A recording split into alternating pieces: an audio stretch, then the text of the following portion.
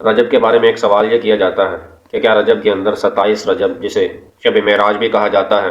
کیا اس دن کا روزہ رکھنا یہ احادیث سے ثابت ہے یا سنت ہے، یا اس کے علاوہ جو تسبیحات بتائی جاتی ہیں یا جو نوافل بتلائے جاتے ہیں یا ان کا جو اجر و ثواب بتلایا جاتا ہے یہ کسی احادیث سے ثابت ہے یا نہیں؟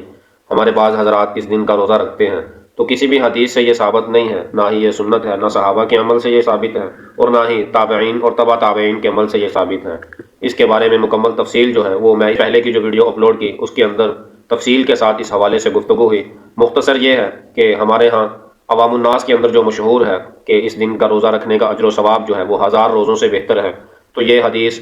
نہ ہی صحیح ہے اور نہ ہی اس کے بارے میں کوئی دلیل موجود ہے۔ باقی چونکہ یہ حرمت والا مہینہ ہے تو حرمت والے مہینوں کے اندر عبادت کا اجر و ثواب ویسے ہی زیادہ ہے،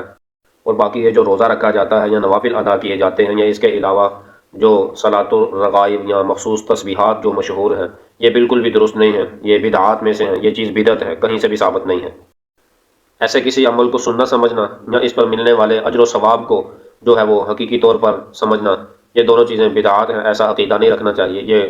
گناہ پر مبنی چیزیں ہیں۔ تو اس لیے باقی علامہ ابن حجر عسقلانی رحمہ اللہ تعالیٰ نے بھی اپنی کتاب تبیین العجائب